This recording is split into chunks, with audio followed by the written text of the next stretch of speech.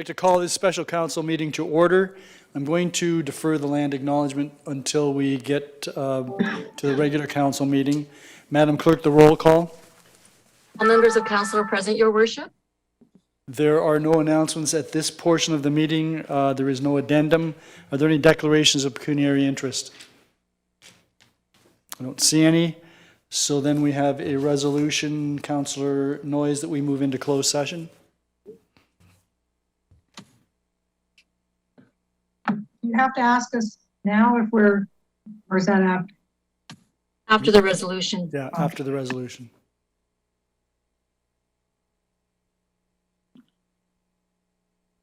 So yeah, you're muted right now, Councillor Noyes. Moved by myself and seconded by Councillor McDermott, the council does now go into closed session at 5:05 p.m. to discuss the following. Pursuant to subsection 239 in brackets 2 in brackets C of the Municipal Act 2001, a proposed or pending acquisition or disposition of land by the municipality or local board regarding Our Lady of Grace Catholic School, expression of interest, and B, pursuant to subsection 239 in brackets 2 in brackets E of the Municipal Act 2001, litigation or potential litigation, including matters before administrative tribunals affecting the municipality or local board, and pursuant to subsection 239 in brackets 2 in brackets F, advice that is subject to solicitor-client privilege, including communications necessary for that purpose. Regarding OLT appeal, Parkbridge Lifestyle Communities -0 Town Line Road zoning bylaw amendment. Thank you. Are there any questions or comments with respect to this motion? If there are none, all those in favor? None opposed, that is carried. So before we go into closed session, I must ask each member of council to advise or to confirm that there is no one present with them and that they are not recording this portion of the meeting. And I'm going to start with who I see on the screen, Councillor McDermott. Yes, Your Worship, I am alone and not recording the meeting. Councillor Noyes. I am alone and not recording the meeting. Councillor Lubberts. I'm alone and not recording the meeting. Councillor Butler. I'm alone and not recording the meeting. And Councillor Zanko. I'm alone and I'm not recording the meeting. And here with me, Councillor Dubanow. Just you and I, Your Worship. I am alone with you and not recording the meeting. Neither am I, and I'm alone except with Councillor Dubanow. Okay, Madam Clerk, I trust that we've met that requirement. All right.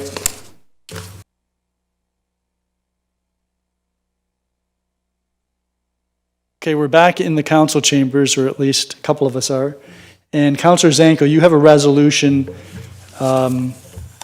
coming out of closed session? Yes, I do. Moved by myself, seconded by Councillor Butler, that council does now rise and reconvene from closed session at 6:13 p.m. with respect to the following items. Our Lady of Grace Catholic School, expression of interest, that staff proceed, that we rise with report that staff proceed as directed.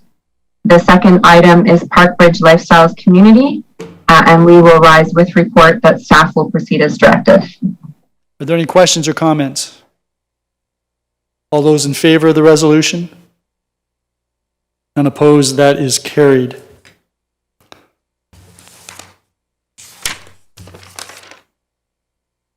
That then takes us to Councillor Dubanow.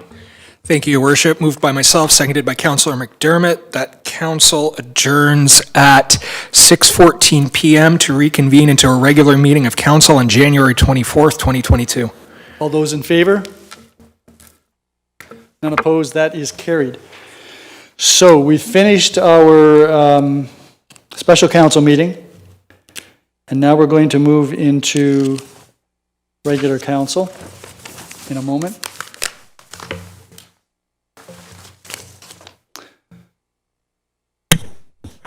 So I'm going to declare this meeting in session. I'm calling this meeting to order.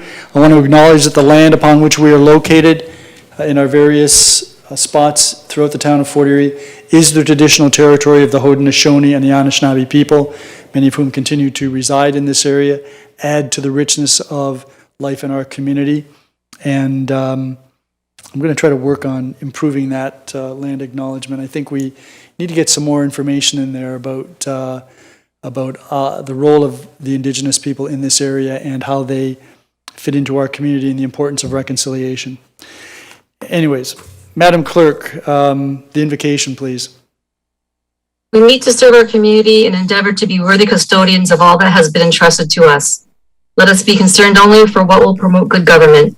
May we bring to our council chamber minds that think and hearts that feel, so that in our deliberations we may display imagination, wisdom, and courage, and the will to do our work for the good of all. And the roll call, Madam Clerk. All members of council are present, Your Worship. Thank you. There's no addendum this evening. In terms of announcements, I'm going to keep this fairly brief. There's been continuing dialogue between the town and Niagara Health with respect to the Urgent Care Center. I know that has become a great matter of consternation, distress, anxiety for the community, and we have received updated information this afternoon. Haven't had a chance to share it with councillors, but I will. Indicates that the number of patients in the hospitals in Niagara has actually gone up, COVID-related patients. So the strain on the hospital system from that respect continues unabated. But on the other hand, far a greater number of nurses have been returned to duty, support staff returned to duty. So that number has gone down significantly. They've been able to hire a couple of new nurses to bring on board. And we were provided some indication of what the metrics are for reopening our urgent care center. I have to say that I need a better context. I think we as a council need a better context for how Niagara Health is establishing those metrics. But we will continue on. I had a brief conversation with one of the group physicians earlier today, and I'll be providing council with an update on that. I want to assure the community, though, that this is the number one priority right now for this council. The closure of the urgent care center, even on a temporary basis, in my view, is dangerous for this community because it plants a seed in the minds of those who can make the decisions that will detrimentally affect the access to health care that the residents of Fort Erie need and deserve. Are there any declarations of pecuniary interest? There being none, we've got an upcoming couple of public meetings. One has to do with our budget meeting next Wednesday, February the 2nd, with respect to the library, our assessment analysis and general levy operating budget. If a further budget meeting is required, it will be held the following Wednesday, February the 9th. In terms of bylaws, the Monday, February the 28th will be our general levy budget and general capital budget bylaw, all things being equal. In terms of the second meeting, there's a proposed zoning bylaw amendment meeting scheduled for Monday, February the 14th, 2002. That's a town-initiated housekeeping amendment. These meetings are all accessible via teleconference. The meeting on February the 9th the meeting on February the 14th, the information report will be available the preceding Wednesday, February the 9th. And that meeting takes place at 6 o'clock. There's also a proposed zoning bylaw amendment and draft plan of vacant land condominium application. Public meeting scheduled for Monday, February the 14th, again at 6 p.m. Again, accessible via video conference. The report will be available February the 9th on our website. And that is with respect to property at 3819 Hibbert Street and the easterly portion of 296 Gorham Road. That takes us to the Regional Councillor's report. Good evening, Councillor Encina. Good evening, Mayor Redekop, staff, ladies and gentlemen watching. Hope all are well. I'll try and keep this really brief because I know you have a lot on your plate tonight. At the recent Niagara Regional Housing meeting last week, we were presented with the draft version of the Consolidated Housing Master Plan. This plan, once completed, is hoped to provide significant opportunity for improving the availability of housing in the Niagara region. I recall Councillor Lubberts asking me about how many homes and what type are required to be built in our area. Well, it's hoped that I will have an answer for you in very short order. The master plan will take into consideration the growing needs of our community today and in the next 20 to 30 years. The master plan comes back to the Niagara Regional Housing Board of Directors in February, and it's hoped that it will be released in March. Being elected to the executive of the Niagara Regional Housing Board, I look forward to continuing relationships and now furthering a relationship with local housing agencies in Fort Erie. I understand the Vision Zero safety program will be addressed at your meeting, another meeting in February. I would like council to know that I am a supporter of the region program aimed at increasing road safety across the region. As a former police officer, I can say that anything that increases awareness and draws attention to non-conforming motorists is always welcome. There is no cost for this program to the town and has potential for profits, let alone saving lives.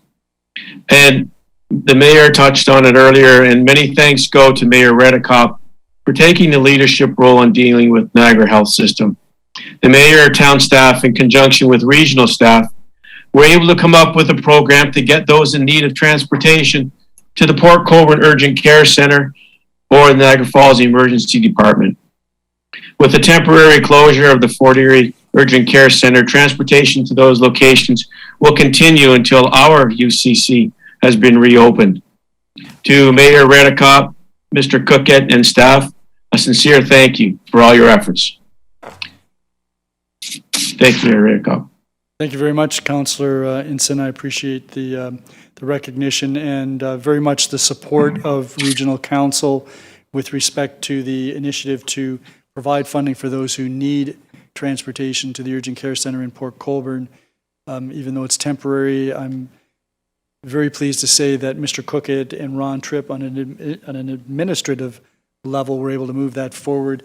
But most importantly, the elected officials throughout Niagara showed their support for Fort Erie right now in this time of crisis, really. So thank you, Councillor Insina, for your support on that. Any members of council have any questions of Councillor Insina? Councillor Butler. Thank you, Your Worship. Councillor Insina, we received an email over the weekend from a group of, actually a couple of individuals that own a parcel of land on the west side of Gorham Road, about 53 acres, where, if I'm not mistaken, a portion of it is able to develop, and the other portion is still seeking approval to be brought in as part of the urban boundary. And I just wondered if you could gather some information to see how this particular property can get the entire property into the urban boundaries. Through you, Mayor Redekop, to Councillor Butler. I believe Mayor Redekop was dealing with our planning department at the region, but I too will look into this, and I have seen the emails, and I will contact the chair of planning, and I will contact along with the mayor to see what can be done. From what I understand, it has to be a give and take, and maybe Ms. Dolch can correct me. But if you give it, has to be some give and take. So I will bring that forward to them and ask them about it, and I will get that for you. So that sounds wonderful. Councillor Insina, the bad news is that Ms. Dolch has now moved on. Sorry. On a positive note, we have Alex Hurlovich here, who is taking her place temporarily. But yes, it's correct that Ms. Dolch had a lot of discussions with the Commissioner of Planning at the region with respect to this and a couple of other properties. That process continues on. The region received at Planning Committee last week a report, an information report, just to update members of that committee as to where the urban area boundary expansion initiative was. That was reviewed at Regional Council last Thursday and has been supported. Staff has made it clear that they're still open to reviewing other potential changes to the initial report. This particular property that you've referenced, Councillor Butler, is one of the properties that is under further review. And ultimately, staff will make a recommendation to Regional Council, and Regional Council will make the final decision as to which properties throughout Niagara will be included in the urban area boundary for both employment lands, or what we used to call industrial lands, and residential, or what the region now calls community lands. You still have the floor. That's it. Thank you. I appreciate it. Thank you very much, Councillor Butler. Any other councillors? Councillor Lubberts.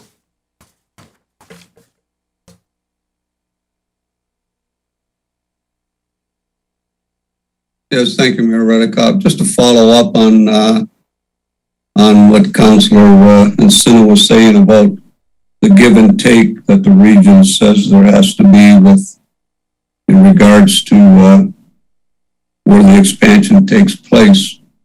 It's my understanding that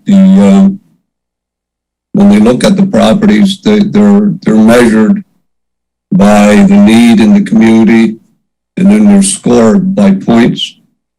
And from what I understand, this property scored higher than other properties that are being recommended for expansion, or recommended in the expansion. So if this property isn't going to be recommended by the region to follow through with the urban expansion, I hope that the region can explain why the properties that scored higher than other properties were not included. So, Councillor Lubberts, just for clarity, the particular property that you're referencing scored higher when the town of Fort Erie conducted its review of potential sites to be included in the urban boundary. It didn't score higher at the region. They had a different scoring mechanism, and that's why it wasn't recommended initially. But that's under review, and as you are probably aware, the owners of the parcel that we're talking about have provided a fair bit of background information to the region, including legal correspondence and justification from their planners. So it's still in process and still under review, as I'm been advised by the region, by regional planning staff. Councillor Encina, that question was really directed to you. I'm on the planning committee. I don't know if you had anything further to add. I could have let you answer that, but I suspect that I may have more background on that particular issue. Thank you for taking that, because I was going to ask you to answer that. There you go. Thank you. Can I just follow up on that, Mayor? Of course. Of course. If that's the case, I'm not disputing that, we have a different system for measuring properties and scoring the properties. But if that's the situation, I think maybe we need to sit down with the regional planning department and have a scoring system that's more consistent with each other, so that we're not scoring a property, because that's one of the comments that the property owner made to me. And I find it very confusing that we would score high and then someone else takes it and they score lower. That, to me, we need to fix that. Well, Councillor Lubberts, for the record, I spoke on just that exact point at a regional council meeting. My view is that if the municipality, whose planning staff is much more familiar with the property than regional planning staff, provides a list of priorities of potential properties to be included in an expansion of the urban area boundary, the region ought to take that very seriously, so that I don't disagree with you at all. And the region is aware of not just our position on that, but I'm confident every other municipality feels the same way. Yes, thank you. Any other questions of the regional councillor? And I promise not to butt in if I don't have to. Great. Thank you very much, Councillor Encina. Appreciate your information and update. Okay, that takes us to the consent agenda. Are there any items that anyone wishes removed from the consent agenda? I think we should remove CAO 01-2022, which deals with the Ontario Living Wage Initiative. I think that there may be some questions, and that perhaps shouldn't be included in the consent agenda, so I'm going to remove that. Are there any other items that anyone wishes to remove? If not, then Councillor Noyes, I believe you have the resolution for the consent agenda items.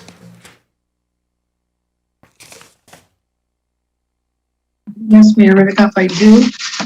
So moved by myself and seconded by Councillor Butler, council approves the consent agenda items with the exception of CAO-01-2022 as recommended. Correct. Are there any questions or comments with respect to the items that remain in the consent agenda? Councillor Zanko. Thank you, Your Worship. My question is for Mr. Walsh regarding IS 03-2022. There was a notation in the report that some of the contractors could not meet the timeframes that the town had in mind for the replacement of the Friendship Trail, or I mean the reconstruction of the trail. I'm just wondering if Mr. Walsh can kind of give residents an idea of that timeline, because I know myself and I'm sure other councillors received multiple calls and emails regarding when this is going to be fixed. Mr. Walsh. Thank you, Mr. Mayor. Our proposed schedule, the consultant's proposed schedule is ASAP. They have a very tight design schedule, and they would like to get it tendered and under construction this July. I'm hoping they can make that. I'm very confident. Excellent. Thank you. You're welcome. Thank you very much, Councillor Zanko. Councillor Noyes. Thank you, Mayor Redekop. On the same report, I had an opportunity of talking to Mr. Jansen and Mr. Walsh today on that. I understand that we're not going to need to debenture the $2.25 million, which is going to offset, because I think we've included that originally in our tentative budget, that it's going to be less than what we had anticipated. So if I'm not, I recall correctly, a 0.5% less increase than we had anticipated. I'm just wondering if I'm accurate on that, Mr. Jansen. Yeah, so you're wanting to know what the cost of borrowing that money would have been. And Mr. Jansen, can you comment on that? Yes, through you, Mayor, Councillor Noyes. We were expecting to debenture that upon completion in 2023, so the debt cost wouldn't have been an impact to the budget until 23, at which point we would have had interest and then the full debt interest and principal payments in 24 of about $150,000. That's something that was included with Council's capital worksheets back in November. So you're quite correct, it'd be annual savings about $150,000 on the related debt. Councillor Noyes. Thank you, but I also want to thank the staff. I understand this was not an easy grant to accept. It was easy to accept, but it was hard to get. And that there was a lot of work being done to accomplish it. And I think it's several months ago, we were left with the impression that we might not be successful. So I'm glad that my kudos to the staff for continuing to pursue this so that we do get it, so we were successful in getting the money. Correct. That was, and to put that into context, Councillor Noyes, this was part of the $7.4 million funding under the Municipal Disaster Recovery Assistance Program that will be coming forward from the province. Part of that will also be utilized to reconstruct Point Avenue Road, and there were some other areas where damage had been done. So yes, your comments are quite correct and well-deserving of staff's efforts with respect to this. Any other councillors on the items in the consent agenda? If not, all those in favor of the resolution? None opposed, that is carried. Councillor Noyes, I wonder if you could then put CAO 01-2022 on the floor.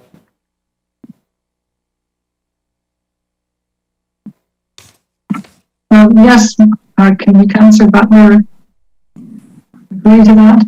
Moved by myself and seconded by Councillor Butler that we put report number CAO-01-2022 Is approved as as recommended. approved, as recommended. Okay. That report is on the floor for any questions or comments. Councillor Noyes.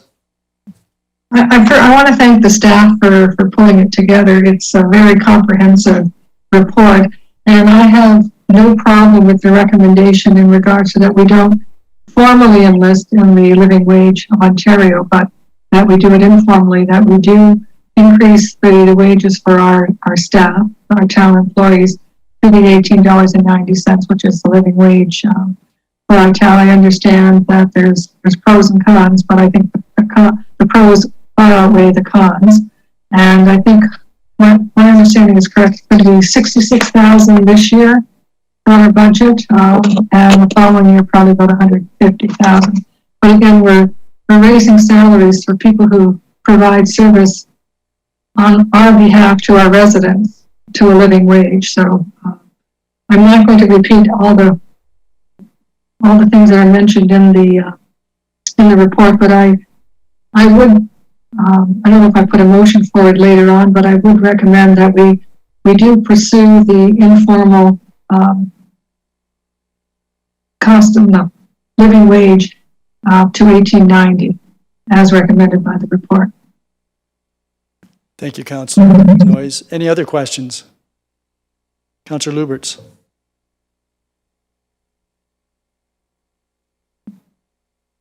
Yes, thank you very much, Mayor Redekop. In the report under conclusions, the first paragraph says that there would be some discrepancies between full-time and part-time if we proceeded. But I'm not necessarily saying that we proceed, but I do agree that we should be paying our employees at the town hall full-time and part-time a living wage. So are we going to somehow address that and work with the living wage parameters, but not be part of the program? Mr. Cook, I don't know who to ask that question to. I'm going to direct that to the CAO. Yeah. I direct that to Ms. Morden. Well, I want to say this is an excellent report as well, and Ms. Morden is more than happy to answer these questions. She's been waiting to answer any questions you have on this report. Ms. Morden. Thank you, Mayor. Through you, Mayor, to Councillor Lubberts. So that would be the recommendation, that we follow through with the parameters without becoming a living wage employer. Yes, that is correct. All right, okay. So, if I may, Mayor Redekop, yes. The report, we're receiving it for information. Are we going to need a motion to direct staff to develop a policy or a wage policy that follows the parameters? Or is that where we're headed? Ms. Morden.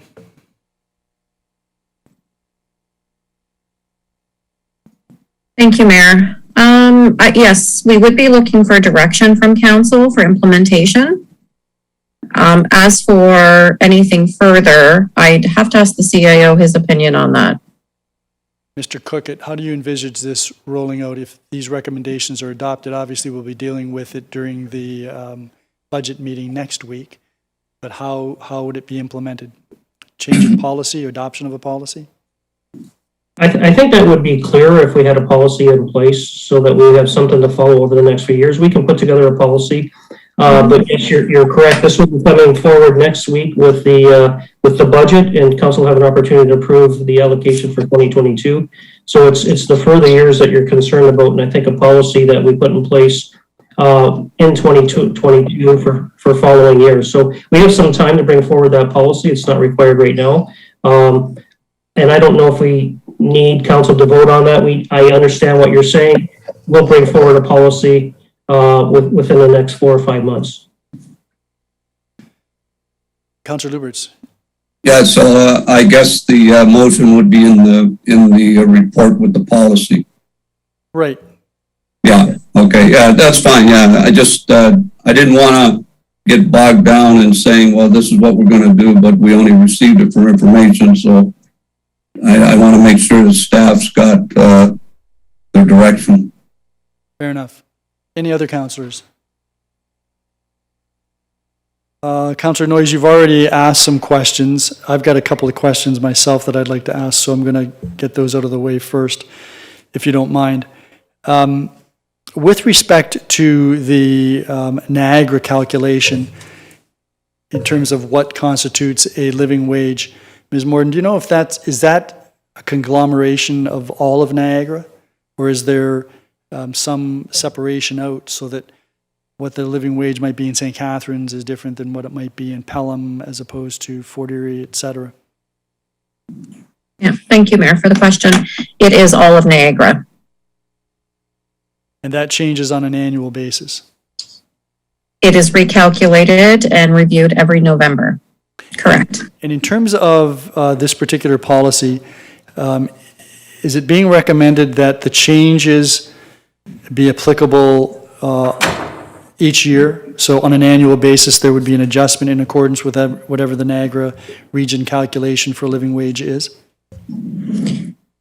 Correct. If we're going to stick with the parameters, we would then be reviewing that wage every November and making any adjustments that that would be determined based on that calculation. And what are the implications of that in terms of the collective bargaining agreement? So in respect to the bargaining employees, we have an agreement right now until 2024. So this would be something that we would bring forward at time of negotiations.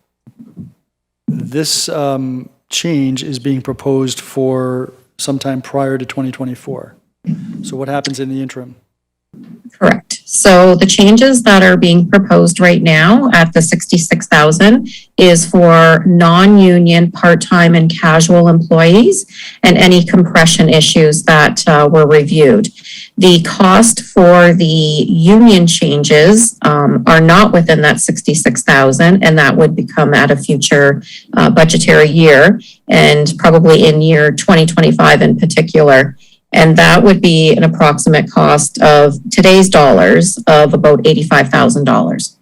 So please correct me if I'm wrong. Does that mean that there are some unionized employees currently that are not receiving a living wage?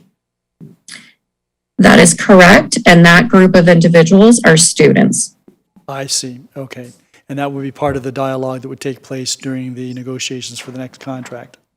That is correct, yes. Okay. I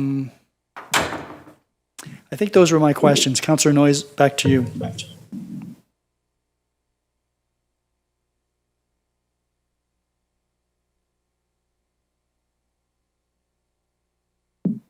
You're muted, Councillor. Mayor Redekop, you asked some of the questions I was going to ask just for clarification. One of was about, do we have any union employees that are below the $18.90? So Ms. Morton has answered that. And I understand that if we develop a policy, we don't have to do it tonight. And perhaps in that policy, when it comes forward, we will then discuss how we move forward in the years to come. Absolutely. And I will mention too, in regards to the graph where we sit, or the chart that we sit on, that we're fifth highest on the list that was given to us in regards to a living wage, which I found surprising. That, but it is what it is. Thank you. That's all. Thank you very much. Any other questions or comments? I'm going to call the question. All those in favor of the recommendations? None opposed. That is carried. That then takes us to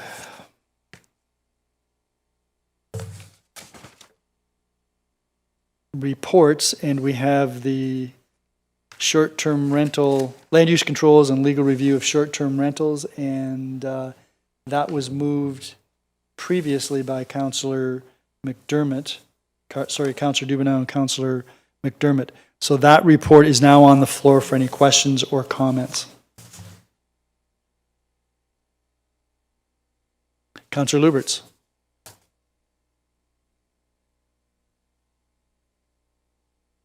Yes, thank you, Mayor Redekop. On page 3 of the report, the second or the first bullet, it says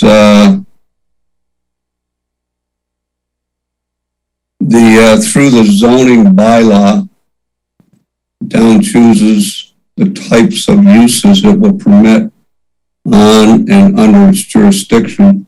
I guess it's talking about allowing short-term rentals on the properties. And so right now, we're allowing short-term rentals on residential properties. And there's been some discussion back and forth about the fact that some of these are businesses and they're not on commercial property and so forth. So, are we going to require that a short-term rental owner amend their bylaw to allow the short-term rental use? So we don't have Ms. Sturton here, and we don't have Carolee Grummett here. And do I want to throw Mr. Hurlovich to the wolves? Are you prepared? Let's get him initiated. Are you prepared to respond to this, Mr. Hurlovich, or is there someone else on your staff that you feel should be handling this? Thank you, Worship. I will take a stab at it. We have Aaron Butler, a manager of development, on the meeting as well. So I'll let him correct anything I might say. But I think to the councillor's point, he was asking whether or not we were going to require those properties that are currently operating with licenses a short-term rental, whether we would require them to come in and get a zoning amendment. And the short answer would be no, because they would be considered a legal non-conforming use. The proposal here is that we would move forward with introducing short-term rentals as a new land use, and then identify the areas in which those short-term rentals could locate. So anybody that wished to have a short-term rental that was not in an identified area would have to come in site specifically. Councillor Lubberts? Okay, thank you. And I thought I had marked it in here, but I seem to have not made a mark on my report. But somewhere in the report, it did say that there was some discussion about what we've done is we put like a moratorium and capped the amount of units that we can have. And that was part of the discussion. And it said that this report speaks to the matter, but I didn't see it. And the reason I'm asking this is because I did get a phone call from a resident that purchased some property. He's been renovating, and his intention is to use them for short-term rentals. And he doesn't see anywhere in our town website where he could even fill out an application for a short-term rental license. And he's wondering if we can even do that. Well, Councillor Lubberts, when this matter was first before council, that was an issue that was specifically addressed. The matter was adjourned from December to earlier in January, and then subsequently adjourned from 2 weeks ago till this evening. When it was before council in December, we placed a moratorium on any further licenses being issued pending the resolution of the zoning aspect of short-term rentals, specifically to avoid having additional existing non-conforming uses while we were trying to figure out what we're going to do with the zoning.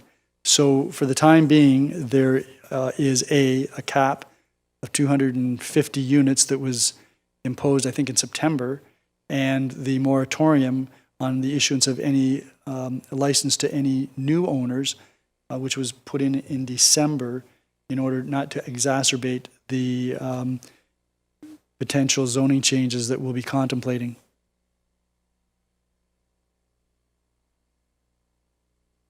Yeah, so I think what the confusion is, Mayor Redekop, is when will he be allowed to fill in an application? When the zoning issues have been resolved by this council. All right, okay, that's good enough. Yeah. Okay, any other questions? Councillor Noyes. I understand that we have to hire a consultant. I think that's part of the process of moving forward to do the zoning parts, so that we can be sure that there is proper planning grounds in the decisions we make on where they can and can't go. And I understand we need a consultant to do that. I'm a little concerned about what the timeline is going to be in regards to how this is going to work out. Are we looking at 2 months, 5 months, 10 months, 12 months? In regards to the dialogue, I'm hoping that some of the information that we have in the report, and granted it was taken from the discussion with a very limited number of people, does not become the backbone of future discussions, because there's many points in that I would argue, but I don't think this is the right place to argue it at this point, because I don't know how much bearing some of the comments that we find in this report will have any bearing on the zoning issues or not. I'm not sure. The report does speak to the need for some further consultation, Councillor Noyes, so hopefully that will be directed specifically to the zoning aspect that we're now interested in. Thank you, Mayor Redekop. An example of one of my concerns is that it says on page 4 of 9 that the majority of public cannot afford to own property in a waterfront area, and that short-term rentals provide an opportunity for the public to enjoy this experience. I can't count the number of open beachfronts that we've had and all the money that we've spent to let the public access the beaches and the waterfront. So I don't buy that argument at all in regards to that's the reason that there should be a short-term rental allowed. I think the public can enjoy the waterfront. We have many places for the public to enjoy the waterfront. But there's a number of those points that are in this report that I take issue with, but I don't think this is just basically saying this is what came out of the discussion with those 4 people, I think. But hopefully it's not going to do the crutch of it. Do we have any idea on whether this will be like through Zoom? I guess we probably don't with COVID. Must be done. Councillor Lubberts, you've got, or Councillor Noyes, the first question you had was with respect to time and maybe what the timelines might be with respect to this. I don't know, Mr. Hurlovich, if you can respond to that, or whether Mr. Butler could, or whether I should be directing this to the CAO. Thank you, Your Worship. I'm going to guess that we're talking about a period greater than 6 months, perhaps by year end. The reason I say that, we have yet to put out a call for proposals for consultant. As well, this study would involve official plan amendment and new policies for the town, as well as new zoning regulations.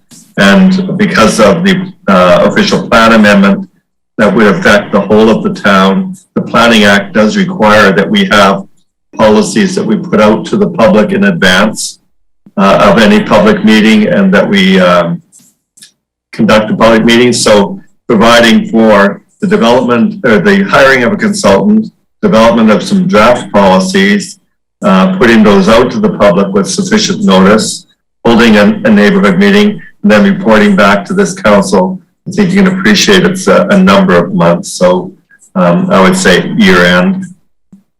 Councillor Noyes? Thank you for that. And that's pretty much what I had anticipated. So it's not going to affect the 2022. I know there's some people out there anxiously waiting for this to come forward. And I think we're now letting them know there's not going to be any zoning changes in 2022. It'll probably be 2023 before we see these zoning changes implemented. And I am also glad to hear that the public consultation will be on more like a neighborhood planning. I had, I think, one person who was involved in the in the earlier discussion said it was on one-to-one, so they couldn't really hear what wasn't a discussion. It was kind of like, what the staff met with or asked questions with one person at a time. It wasn't really a group, and I think it's much more advantageous to have a group discussion and like an open discussion for the neighborhood. Thank you. Any other members of the council? Councillor Dubanow. Yeah, thank you, Your Worship. I'm just wondering if we could vote on each item separately. If you ask, we can, sure. Anything further? No, that's it, Your Worship. Thank you. Any other questions? So I had a couple of questions, if I might. The first one had to do with the suggestion. I don't know if there's any member of staff present that can comment about the idea that the area around the Fort Erie racetrack would be a good place for short-term rentals. Is there anyone on, Mr. Butler, do you know where that might have come from, or is that beyond your scope of knowledge? Your Worship, I believe that did come up in the conversation. There are some permissions already in policy and in zoning around the racetrack lands for accommodation type uses, I would call it. And I think the idea of that particular person was that short-term rentals should be located near points of interest. Okay. And then with respect to page, I guess it's 7, there was some discussion about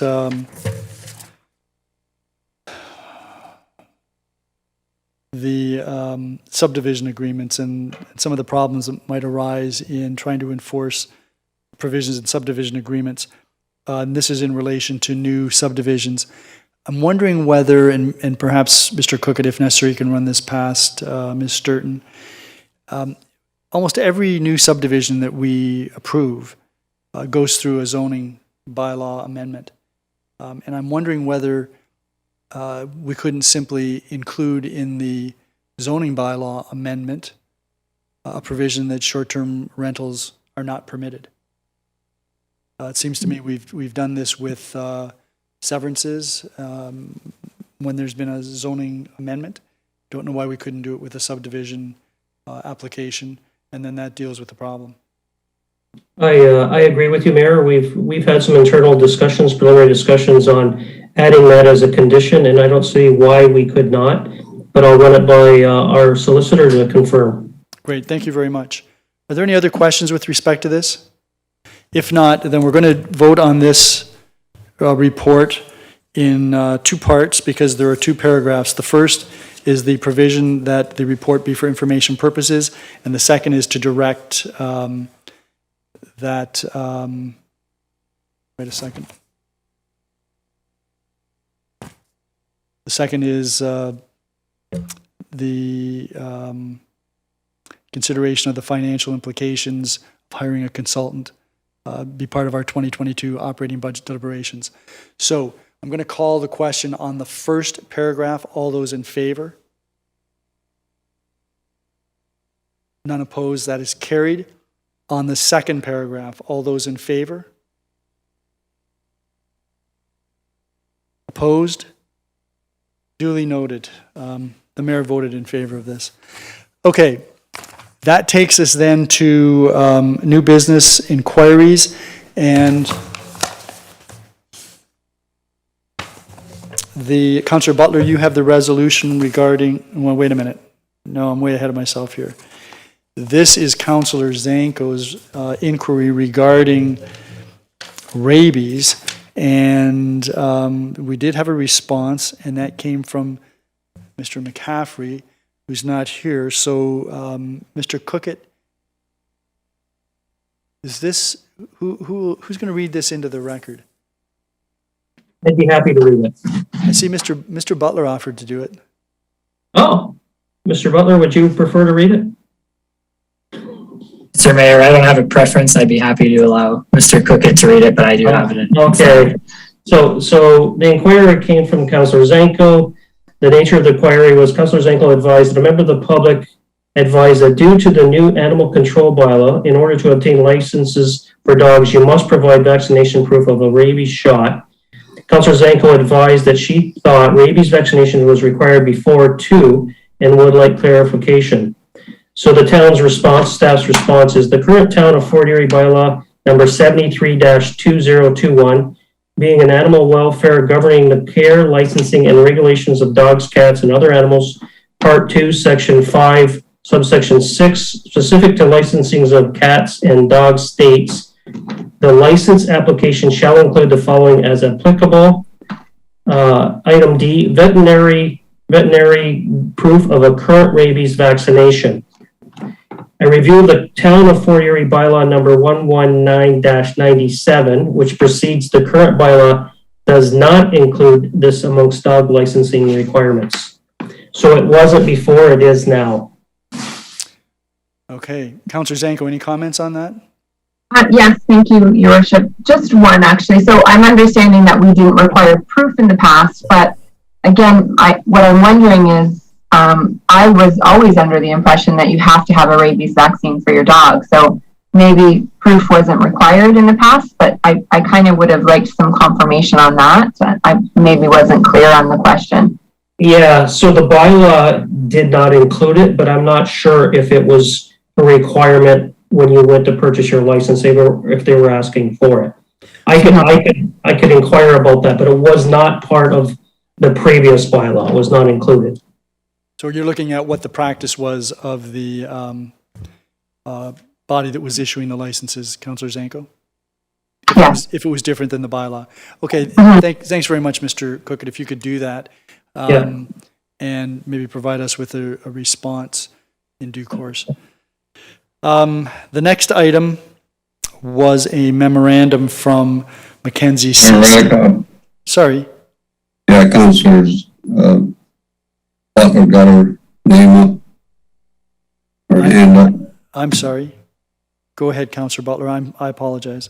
Oh, no, that's okay. I wasn't sure if we were allowed to speak to that, but I just wanted to clarify that the province of Ontario does mandate that all dog owners have to have their dogs vaccinated against rabies. So I am hoping that that portion of understanding is going to be integrated with your response back to us.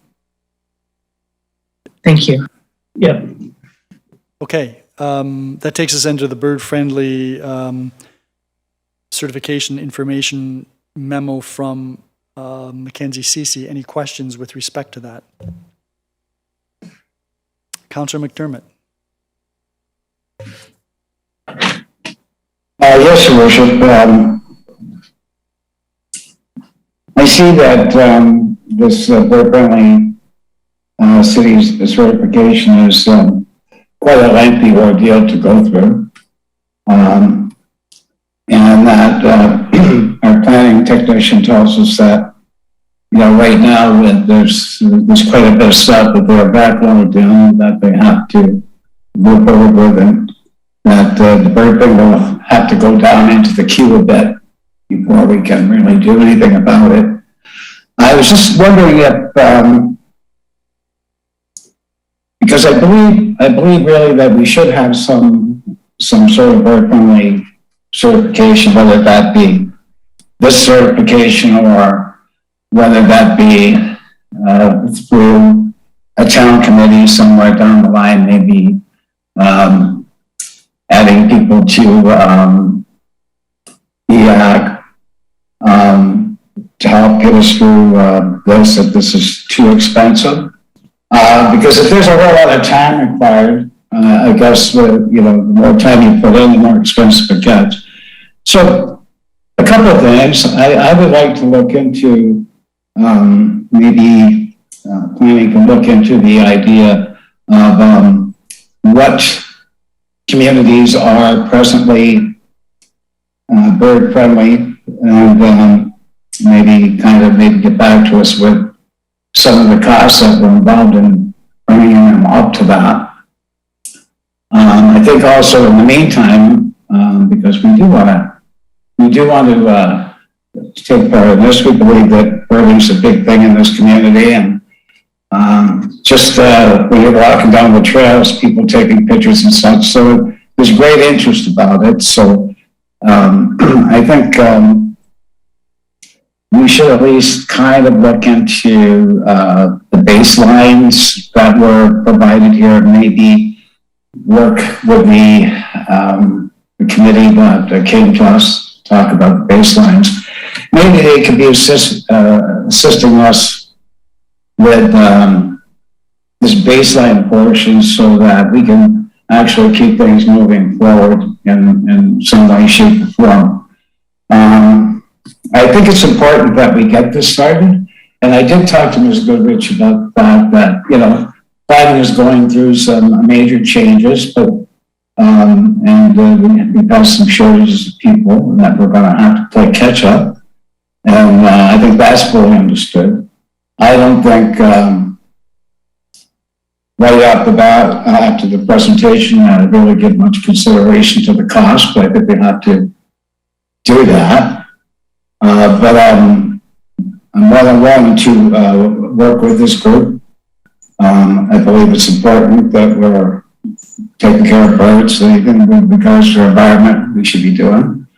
So I applaud Mackenzie Cece's honesty here, and makes it easier for me to explain as to why this isn't going to move real quickly. But I think if we're working with the group to try and get the baseline of the idea and get those costs from some of the places that went bird friendly certification, then we'll get a better idea on where we stand as a community, because at the end of the day, we have to pay for this one way or another. So that's my comments on this. I will be talking to Ms. Goodrich sometime in February, and hopefully we can get some of this information from their group to help us. Thank you very much, Councillor. Thank you very much, Councillor McDermott. It appears that yes, this is a lot of work, and right now our staff is A, understaffed, and B, burdened with a lot of other work. But this is an important environmental issue, and aside from the bird-friendly aspect of it, this is an excellent report, by the way, and Mr. Hurlovich, I wish you would extend to Ms. Cece our appreciation, because this is a very well-written report and provides some very interesting context with respect to a bird-friendly initiative, because it also talks about various aspects of climate change, which again is another issue that's of importance to this community, and we will be dealing with a motion next month that Councillor Butler has given notice of. Not only habitat, but also various other aspects of climate change. So I'm wondering, Councillor McDermott, there is a recommendation at the very end of the report in reference to a plausible first step, which I believe you referenced, and that is exploring certification by collaborating with the group that came to us to look at completing a baseline assessment. But in the meantime, we would also need some information from staff relative to costs and other communities. So I'm wondering if you would be interested in putting a motion forward of that nature. Yes, I would like to move that forward, Your Worship. And then this is something that we can have some further discussions on as well at budget time. Is there a seconder for that motion? Councillor Dubanow caught my eye. I've been basically turning my back on him all evening so I can see the rest of you. Okay, so that motion is on the floor, and that is that we move forward with collaboration with the group that came before us to look to complete a baseline assessment, ascertain the costs of moving forward with this type of initiative, and obtain information as to what other municipalities have been engaged in this and what their costs are. Any questions or comments? Councillor Lubberts.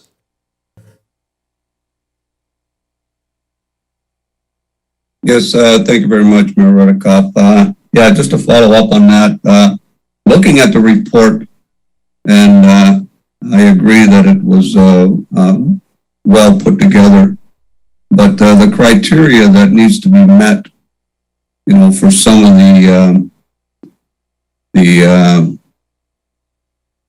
levels that a community can be involved in would require a lot of work. But I think what some of the nature groups are looking for is for the town to cooperate with becoming a bird-friendly community.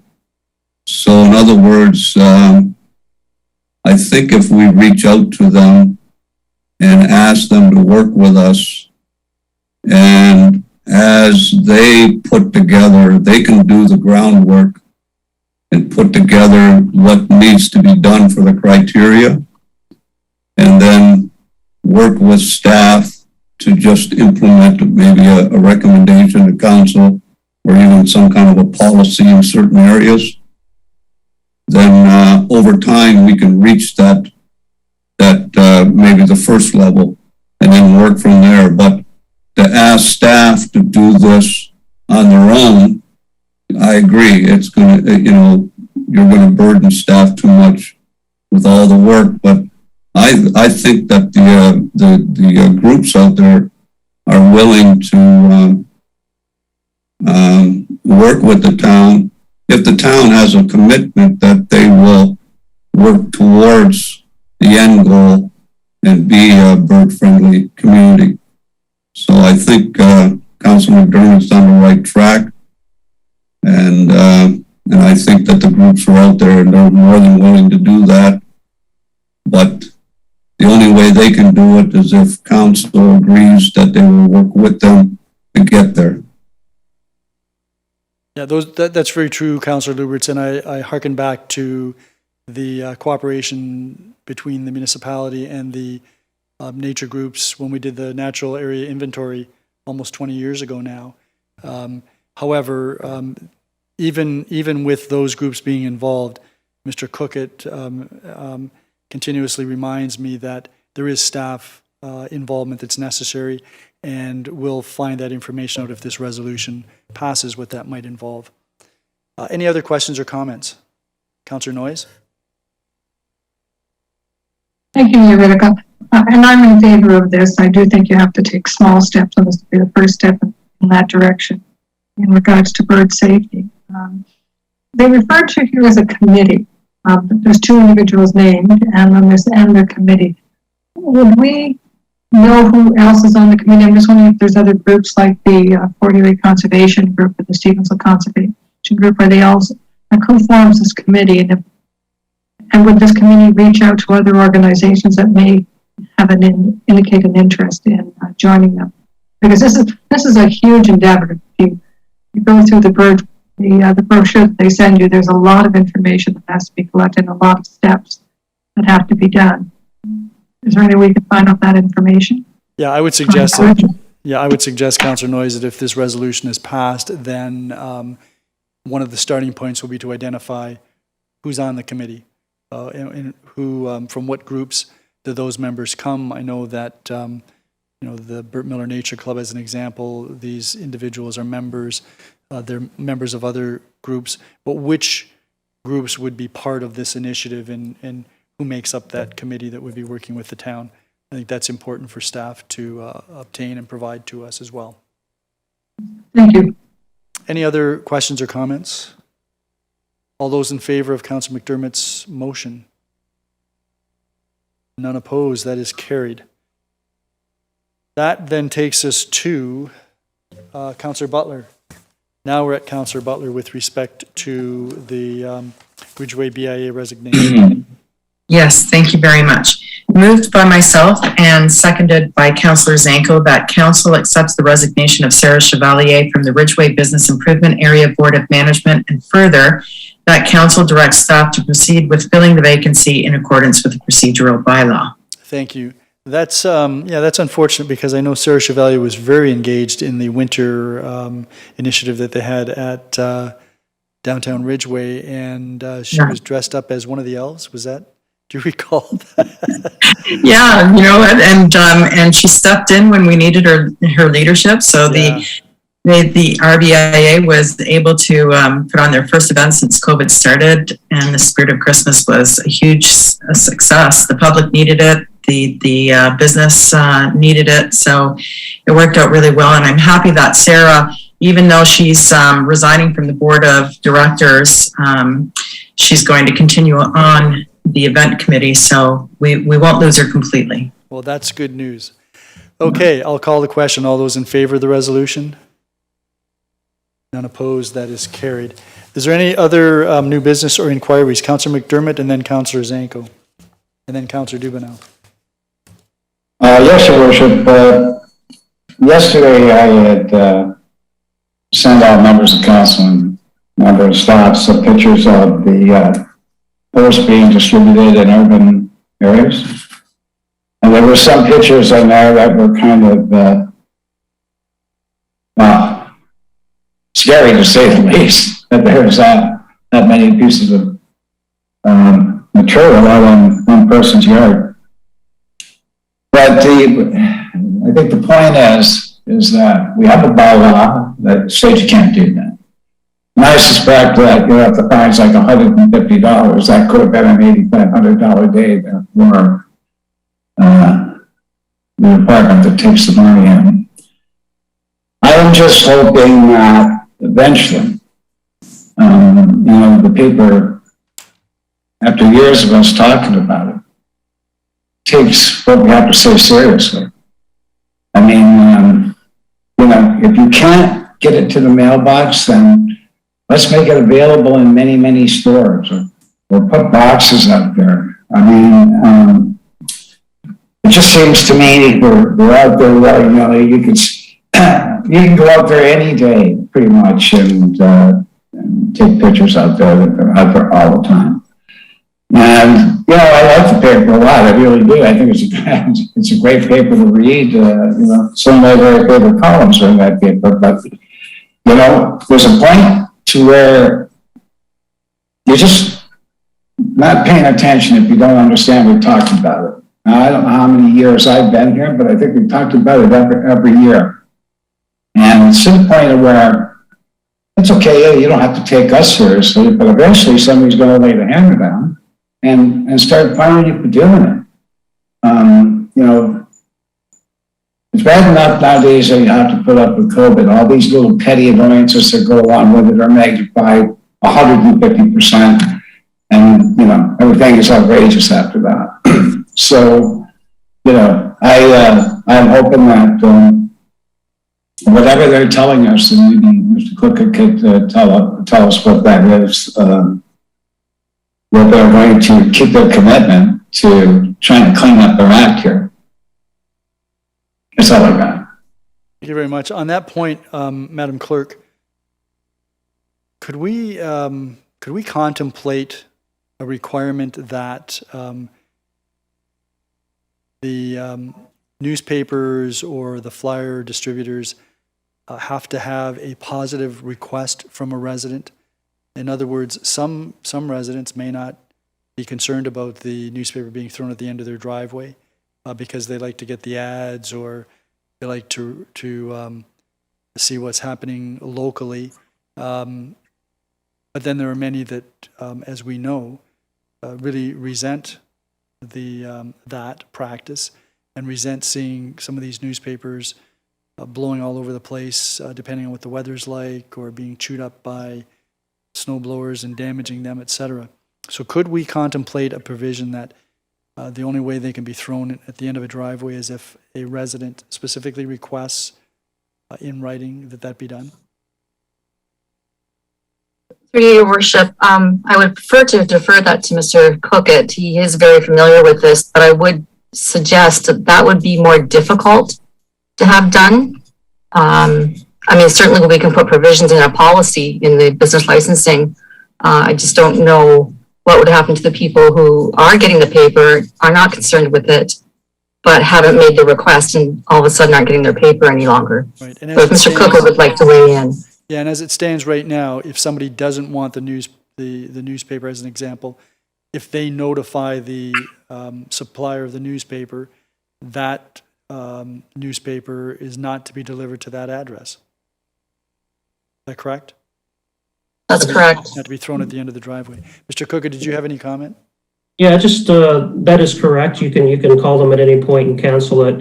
So a couple things, as a result of Councillor McDermott's photos, we did reach out to the Post. They did send staff out and pick up all the shredded newspapers that were in the driveway and on the front yard and clean it up today. We did speak to them again about boxes in subdivisions and so forth. We're going to provide them with a map that shows all the Canada Post locations where they have their boxes, and hopefully some coordination can be done with them. So if people do want a newspaper, you'll have to go to the box and get it. I think that's a good solution. We also suggested putting them in local convenience stores as well. So, we are, the last resort for us is to actually find them. I don't want to go there. It's who do you find? Do you find the person delivering the paper, or is it the Post themselves? I don't want to get into that unless we absolutely have to. So we're looking for solutions. They did provide us with a phone number. If there's any complaints, to call the Post, they'll deal with them directly. We've provided those to the council members. We can put that on our website as well. They said we're free to share that with anybody. So we're trying to find solutions. Thank you. Anything further, Councillor McDermott?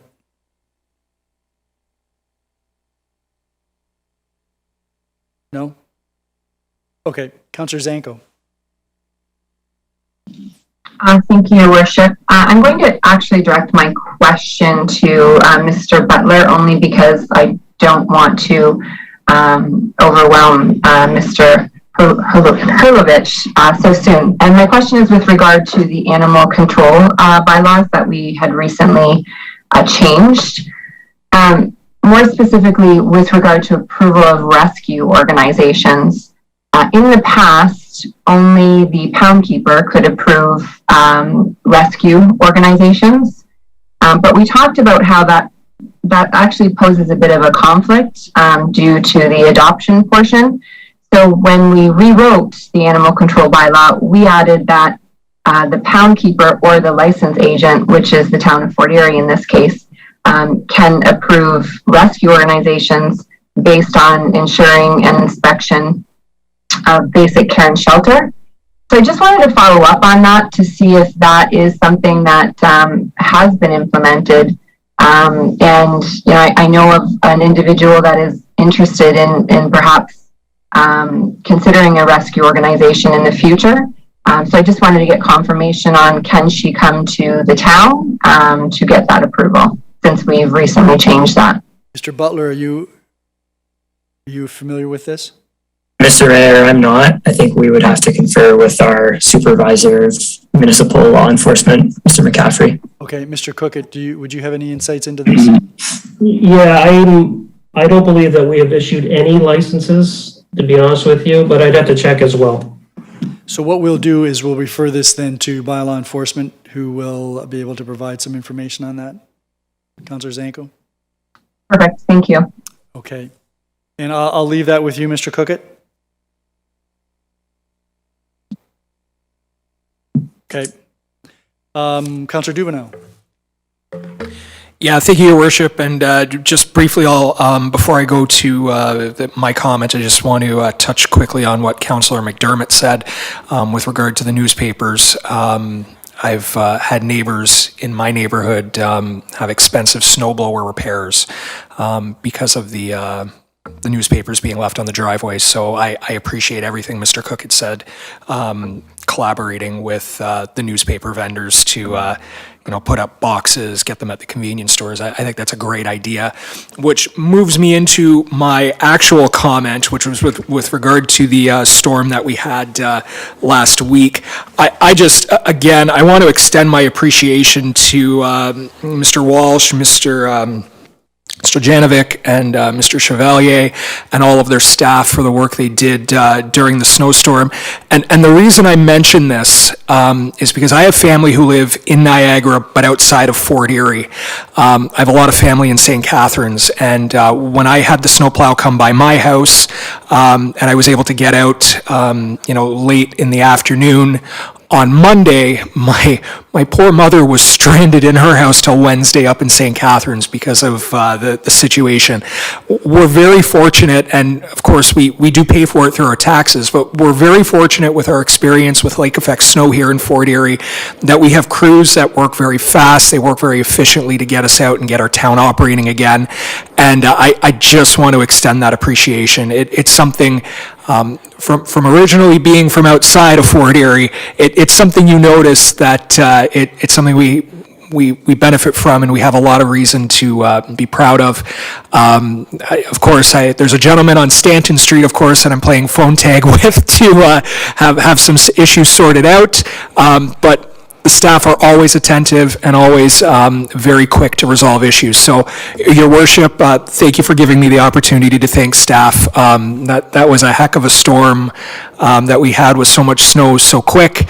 And I'll just briefly, I never want to spend 5 man-hours shoveling out of my driveway ever again. I am looking for a snowblower, and hopefully I won't be hitting newspapers at the end of my driveway. So, thank you, Your Worship. Mr. Dubanow, I'm sure that staff appreciates that commendation. It was well-deserved, and you're quite correct. Fort Erie did very well, and that's because we have a wealth of experience in clearing snow. And you know, young guy like you should be relishing the opportunity to shovel snow. Okay, I was given one last Christmas, and I got to tell you, it came in handy. Councillor Noyes, your hand was up, and then Councillor Lubberts. Thank you, Mayor Redekop. Actually, I did want to also add to Councillor McDermott's comments about the papers, and just for some clarification, our bylaw does not allow papers to be thrown at the end of the driveway. So if I know we've made some comments that those who want it can, those who don't shouldn't.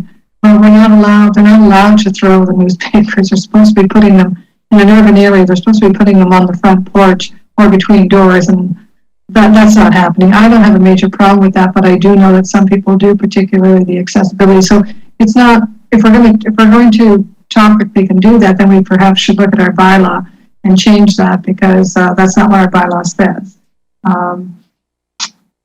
So I just wanted to clarify, because I think we're kind of saying that throwing them would be okay if the owner of the house agreed to it. And I will say that on Facebook, I would think it's probably the carrier in our area actually listed all the roads this person delivers to, and basically said, if you have a problem, if you live on any of these roads, this is my area, please let me know. And like you could contact that person directly. I think they really are trying to be proactive, but I think Mr. Cookett's suggestion of boxes and convenience stores would probably be the best solution. Thank you.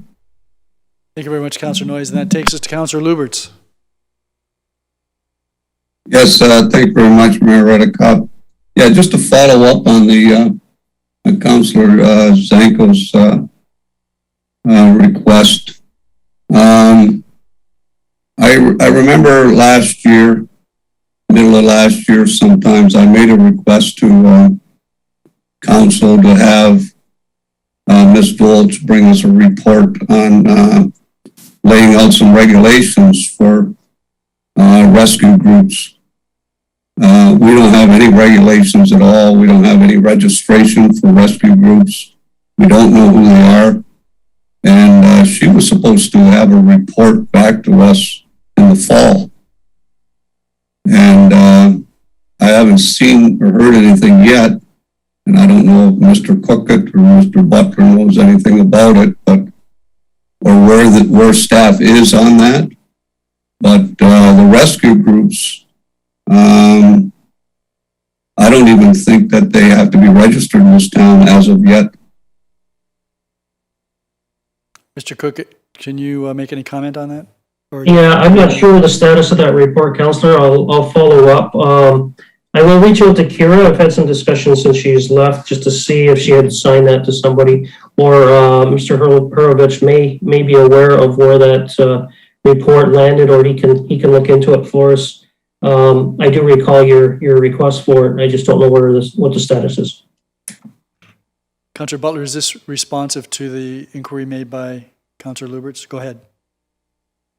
Yeah, I remember that conversation, but the conversation was led by the lawyer as well. And she said, you might want to consider that. And there was discussion around that, but there was no direction given to any staff member to have that in play, just for clarification. That was never requested. That was more of a conversation. We should be doing that. And look into, maybe we should be putting a motion forward to have that done. But nothing was requested. So let's get the information from, let's get the information from bylaw enforcement that Mr. Cookett is going to be soliciting, and then you may be correct, Councillor Butler, there may need to be a motion. Councillor Lubberts, you still have the floor. Yes, thank you very much, Mayor Redekop. We might want to check with the clerk on that, because I'm pretty sure the clerk helped me with the motion that we put forward. I put a notice of motion, and I'm pretty sure she helped me with the motion. I brought the motion forward. It was approved by council. Madam Clerk, do you have specific recollection? No, I don't have a specific recollection as to that. I believe we were dealing mainly just with the animal control bylaw that was put before us. I don't think that there was a subsequent motion for that, but I can look into that. And that's something that you can, your information can be partnered with whatever Mr. Cookett finds out from bylaw enforcement. Yes. Anything further, Councillor Lubberts? No, that's good. Thank you. Councillor Butler. Thank you, Your Worship. I have a question that I'm hoping you can direct Mr. Butler to answer if he's the right person, but it's with respect to new builds versus existing buildings. And so when new houses are being built, there tends to be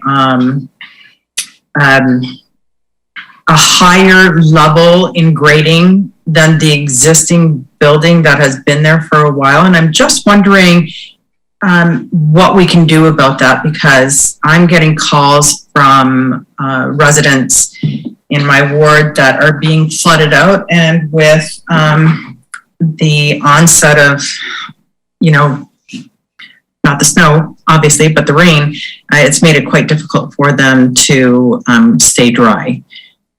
Right. That goes to this whole issue about new builds, particularly infills, and the policy that we have that you're supposed to be responsible for your own drainage. And Mr. Butler, that would be a building permit aspect, I believe. But can you comment on this, or is there someone that you would refer this to? That's right, Mr. Mayor. It is a building permit process question. Grading plans, and in particular, I think we're talking about infill builds. A grading plan is a requirement of a building permit that's submitted by usually a professional engineer or surveyor. The building code does require water to drain away from the new house, but the municipality also requires, and so does the code, that you cannot affect your neighboring properties. Water should not be going onto neighboring properties. It should be controlled on your own property and conveyed to an outlet. So whether that's through a swale, to a roadside ditch, or a catch basin, or something else. There are inspections from town staff afterwards as well, following even submission from a surveyor again to show that it has been built properly. So if there's a particular situation or particular homes or multiple homes that we're talking about, be happy to look into those. The councillor could contact our chief building official directly even to look into those particular cases. Councillor Butler. Thank you, Your Worship. I appreciate that information, and I appreciate the assist. So I will get in touch and let you know what's happening. Thank you.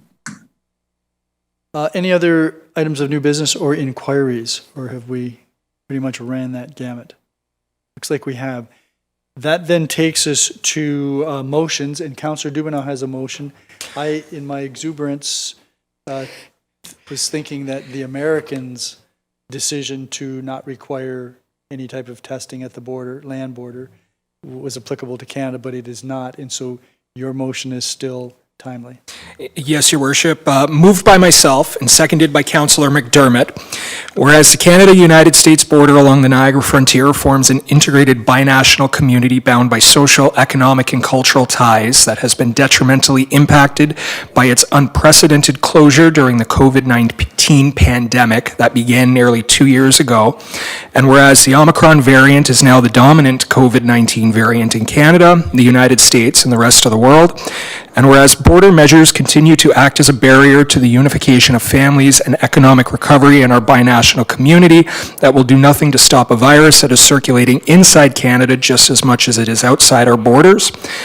And whereas Canada and the United States both require eligible individuals to be fully vaccinated to enter their respective countries for discretionary travel, and whereas vaccination continues to be our best tools to protect individuals in our community from the impacts of COVID-19, and whereas millions of Canadians and Americans took up the call and did what they were asked by becoming vaccinated with the promise of returning to normal life, including the reintegration of our binational community, and whereas randomized molecular testing for screening purposes is still being performed by Canadian officials upon arrival at the Canadian land border.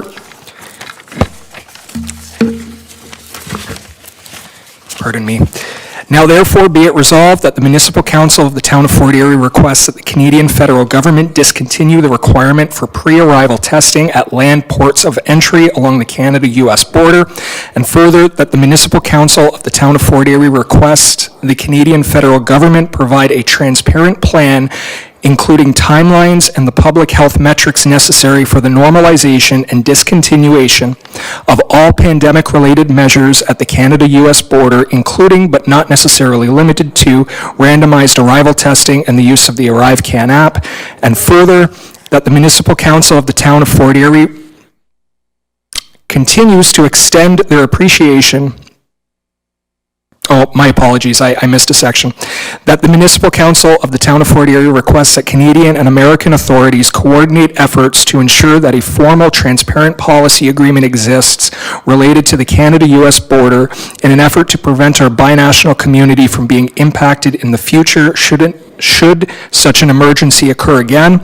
And further, that the Municipal Council of the Town of Fort Erie continues to extend their appreciation to all officials in both Canada and the United States who remain involved in the efforts to reunify our binational community.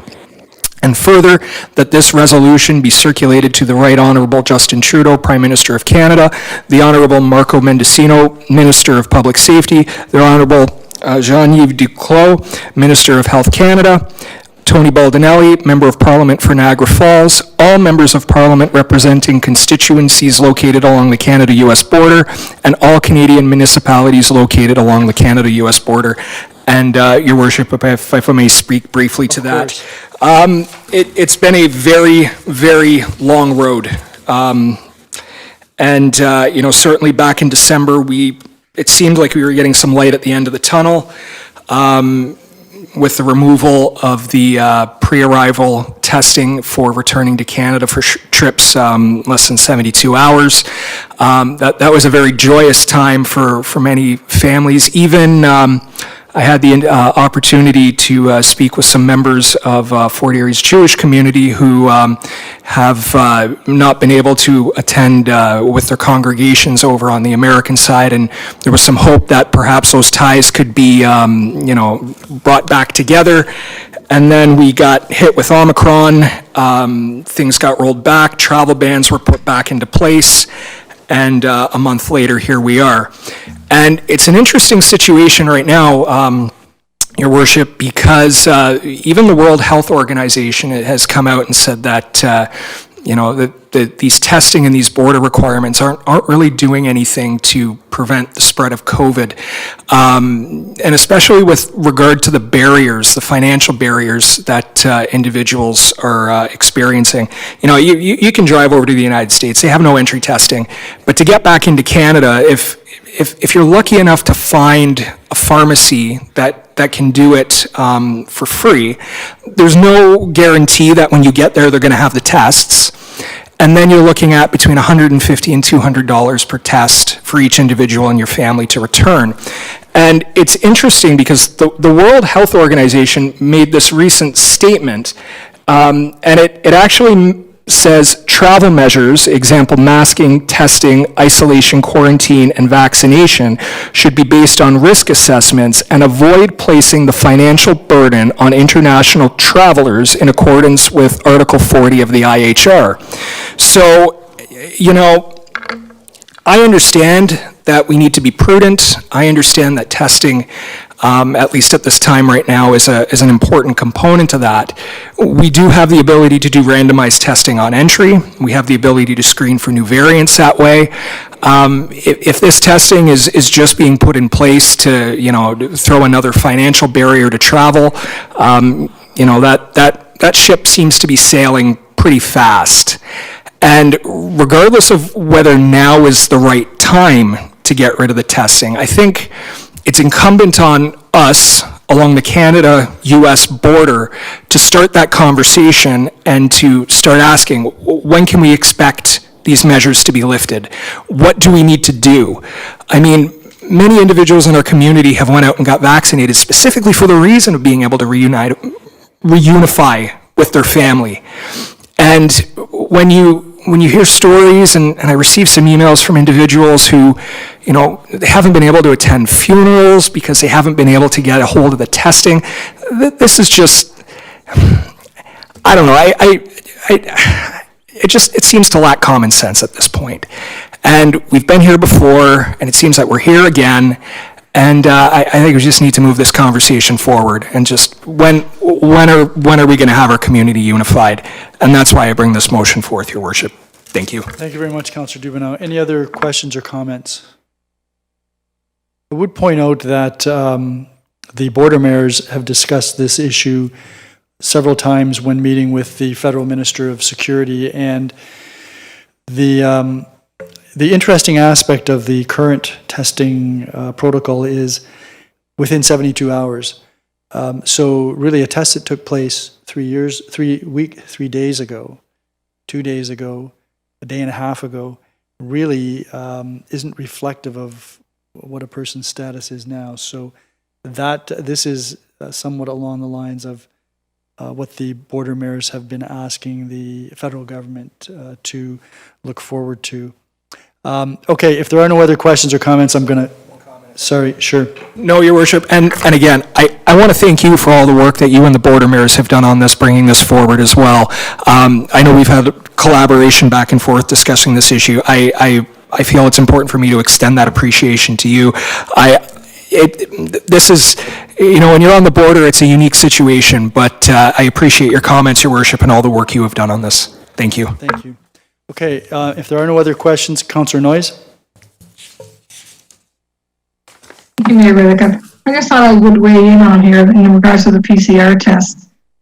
In that, yes, they have to be done, you have to have it to cross the border, but if you were positive 5 days ago and you're no longer, you're asymptomatic and you're no longer contagious, so to speak, you could still get a positive PCR test for up to 10 days, if I'm not mistaken, from that. Like you've had COVID, gotten over COVID, you can still have a positive PCR test. You're not contagious at that point, but you would still have to then show your positive PCR test at the border, and then you would have to quarantine in Canada for 10 days because of your positive PCR test. They're so sensitive that you can, like I said, you can have the disease, you can have the virus, get over it, not be contagious, and still be positive for a PCR and still require to be quarantined. I don't think these tests are the be all and end all. But I do hope that somehow that if you do go over, you do think, regardless of whether you go to Toronto or whether you go to Buffalo, I don't think it should matter that you do take some responsibility in testing yourself in regards to the antigen test to see if you are, if you perhaps have been exposed to the virus and could spread it, because we still have children that cannot be vaccinated. So it's still a threat out there. But again, I kind of agree with Councillor Dubanow. What they're doing at the border doesn't really make much sense. But people do have to take some accountability on their own if they're, to do all the health measures to prevent themselves from getting sick and then passing it on. Thank you. Are there any other questions or comments? Go ahead, Councillor Dubanow. No, thank you, Your Worship, and thank you, Councillor Noyes, for bringing that up. You raised a really interesting issue with regard to the testing regimen at the border, and the ability to get positives even after you've recovered from COVID. The federal government actually has a policy in place where if you've already tested positive, but it's between 11 and 180 days that you have that positive test, you can return to Canada with that positive test. There's no additional testing required, and you can present that to the border and enter into Canada with no quarantine requirements, because the federal government has done exactly what you said, Councillor Noyes. They recognize that these tests are so sensitive that up to 180 days, you could still receive a positive test. And so they allow you to use that positive test to enter Canada between days 11 and 180. If it's 10 days or prior, you're required to quarantine for 10 days. So again, this all comes back down to the issue of common sense. And I think you raised some interesting or some important points. We all have a personal responsibility. We all know what we can do to help us from becoming infected. Vaccination is obviously the most important thing we can do. There are other measures as well. It's just, and anyone can go look that up. It's right on the federal government's website. Between a positive test taken between 11 and 180 days can be used for return to Canada without any subsequent negative testing. And you can go look that up, and you can see why there isn't a lot of common sense here. So that's at least my opinion anyway. I just wanted to respond to that because it's an interesting loophole, Your Worship. Okay. If there is no further commentary or questions, I'm going to call the question. All those in favor of the motion? None opposed. That is carried. Well done. We have a motion that is going to be with respect to climate change, which is going to be postponed to February the 28th. Are there any notices of motion? Then that takes us to bylaws. Are there any bylaws that anyone wishes removed from the package? If not, then Councillor Noyes, I understand you have the resolution for the reading of the bylaw package first and second?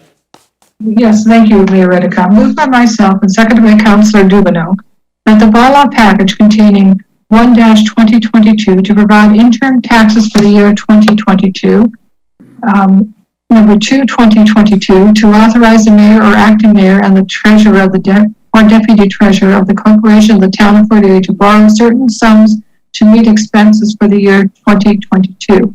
3, 2022, to adopt the 2022 water and wastewater budget to adopt rates and fees for the year 2022. 4-2022, to deem part of a certain registered plan of subdivision not to be a registered plan of subdivision, 57 Idlewild Place, P. Lee Wright, agent, David and Charlene Smith, owners.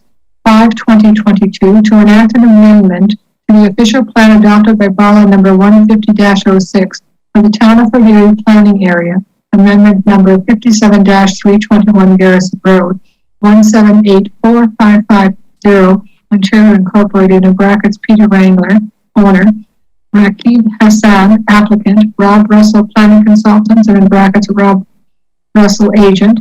6-2022, to amend zoning bylaw number 129-90 as amended, 321 Garrison Road, 1784550, Ontario Incorporated, in brackets Peter Wrangler, owner, Keith Hassan, applicant, Bob Russell, planning consultants, in brackets Bob Russell, agent, 7/2022, to amend fees and charges bylaw number 40-09 as amended, in brackets 2022 review, 8/2022, to adopt and declare a daylighting triangle as public highway at the southeast intersection of Repstock Road and Beechwood Avenue, in brackets 4165 Repstock Road, which Michael Atkins and Cindy Atkins, owner, is given first and second reading.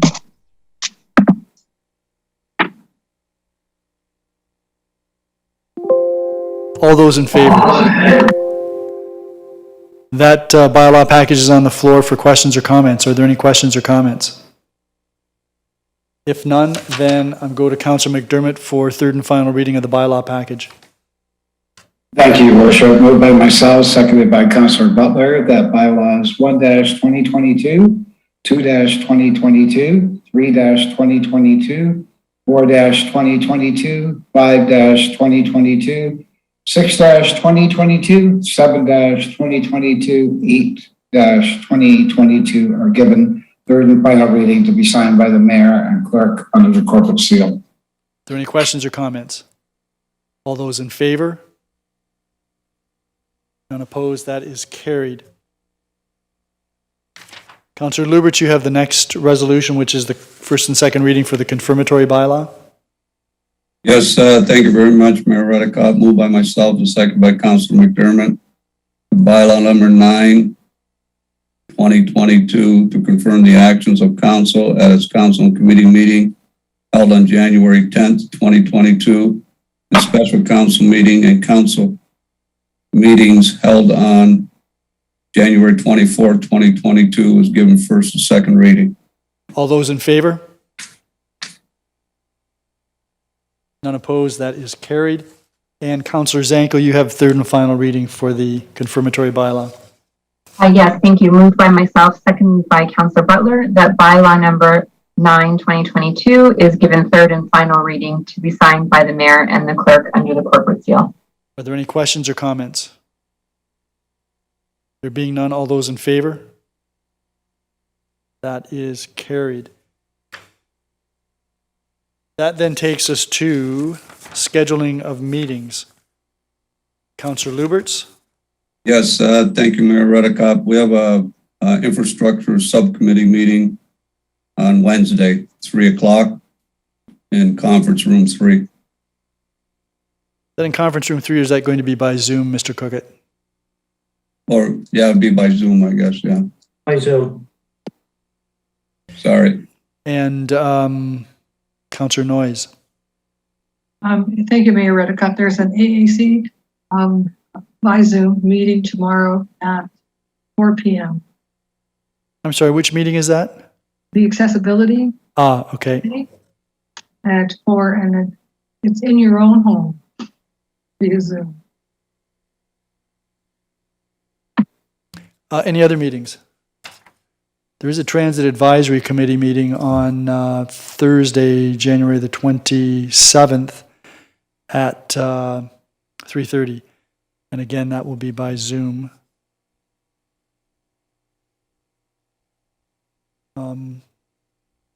Anyone else?